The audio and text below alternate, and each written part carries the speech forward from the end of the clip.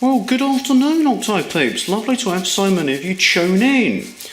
What I've been thinking about an awful lot this week is a sense of wonder. Yeah, a sense of wonder. Increasingly, it seems a rare notion these days. The simple sense of joy, as of little Peter Hamstring as he discovers his first erection. Or the simple joy of little kissing cousin Kelly as she attracts her first elderly man into an alleyway to pleasure him. The sense of wonder, which it seems to me is so lacking these days, so rare, and I'm wondering if it's a little bit to do with our old friend postmodernism.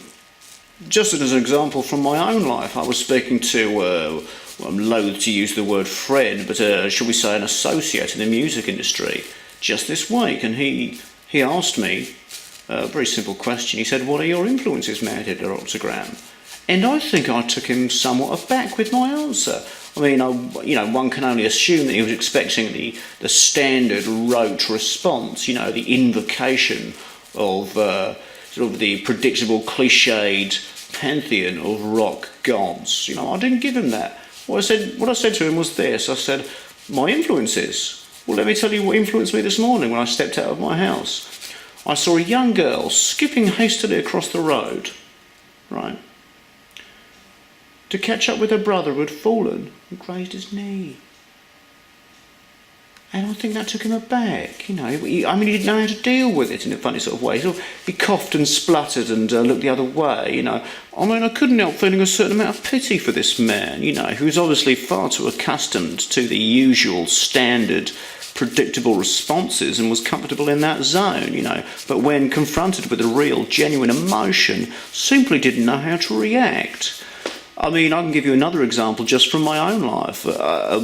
Just the other week, I was reciting a humorous anecdote to a group of what I would consider friends, and there was no doubt about the quality of the joke. It was what I would describe as a humsinger. But what I observed, and it did draw out a few laughs, not as many as I would have liked, certainly, but what I observed was the so-called friends of mine were not so much responding to the joke as to my expectations of them, and that made me feel sad. They had such an oblique relationship with the inherent humour of the situation. Of course, you might say, Octogram, what's the point in bemoaning these facts? Surely you should be taking direct action, and that's exactly what I intend to do. And I intend to start with the anecdote I mentioned only just a moment ago. Something that happened to me earlier this week, and I hope it makes you smile as much as it did me. I was travelling to, I think it was Ladbroke Grove, on the Hammersmith and City line. Now, I've travelled on that line many, many times, but I'd never actually boarded it from Liverpool Street before. So I saw the trainer come in, and puff, puff, puff, got there just in time. Soon found myself a seat, fortunate enough. Put my headphones on and buried me noggin in a book. Of course, it was several pages on, 2 songs on the iPod, and about 10 minutes before I realised I'd got on the wrong train. This was the train heading in the direction of Barking, the exact opposite direction from that which I was trying to travel. Obviously, I vacated my seat without further ado, but not before remarking to the chap sitting next to me, and I'll never forget his face when I said it, I must have been barking to board the bloody train in the first place.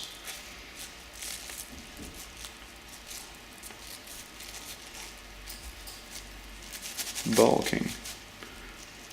To board the barking train. Sense of wonder. See if you can find it, Octo peeps. I'll see you next time.